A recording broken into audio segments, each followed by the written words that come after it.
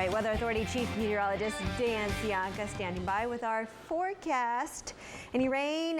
How's the holiday looking? Windy. It's looking good. There's some good and some bad to the holiday forecast, so let's get into it. There is an area of low pressure off to our north right now. That's kept us a little bit cooler over the last couple of days. It has kept our onshore flow a little deeper and a little stronger. That's kept the cooler air really all the way to our inland locations and some of those clouds at the coast. But this big ridge of high pressure off to our southeast is actually going to build back toward us as we head into the weekend, bringing more dry, warm air into the region. So expect the heat to return to our inland locations. Now today, southerly flow along the coast pushed some of the low clouds up into the north side of the bay. We clear it out on the south side of the bay, and that southerly flow enhanced by a coastal eddy sitting off of the San Francisco Bay area. So kind of a fun little thing. You can see it swirling out there. But this is really going to be the end of some of these low clouds. We'll still have some overnight tonight into tomorrow morning, but the marine layer is going to slowly get pushed back down as that ridge builds back in from the east. At the moment, temperatures somewhat comfortable. We're in the 60s around the coast, inland areas in the 70s, not hot, not cold either, maybe a little cool for some locations. And we still have a little bit of wind out there as well with 26 miles per hour in solid. Of course, you're used to the wind in the Salinas Valley in the afternoons, but some of that wind is getting gusty once again over our inland hills, especially the Diablo Range, and the National Weather Service over in Hanford has issued another wind advisory today for the eastern foothills of the Diablo Range. So please keep that in mind if you're driving over 152, 198, or all the way down to 46, heading down into the San Joaquin Valley.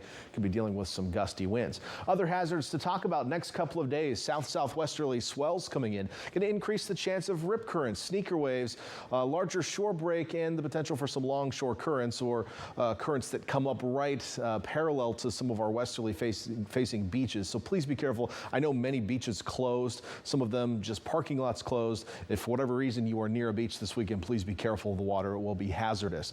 Otherwise, let's take a look at that forecast. As I mentioned, low clouds filling back in overnight tonight into tomorrow morning with patchy fog. But into the day tomorrow afternoon, our southerly winds will become a little bit more northwesterly. So that's going to clear out the north side of the bay. Santa Cruz, you've been a little cool over the last couple of days. You're going to warm up quite a bit tomorrow, and you'll see a lot more sunshine. Places like Monterey may actually be a little cooler tomorrow as the winds get more northwesterly and push the low clouds in from those locations. So maybe one or two areas cooling a bit tomorrow, but Santa Cruz warming up. 76 for your high tomorrow. Highs in the 80s up into the Santa Cruz Mountains.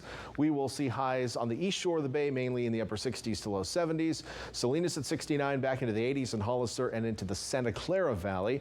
Monterey topping out in the 60s tomorrow, only 66 degrees, and 67 over to Seaside. Down south, away from the coast, you warm up in the 70s and 80s in the Salinas Valley, and some of our southern valleys will hit the 90s tomorrow and actually may get close to triple digits this weekend. So, hey, look at my coastal forecast works again. So we're back in the 70s Saturday and Sunday, mostly sunny skies. Can't rule out a few low clouds, but we're going to see a lot of sunshine this weekend.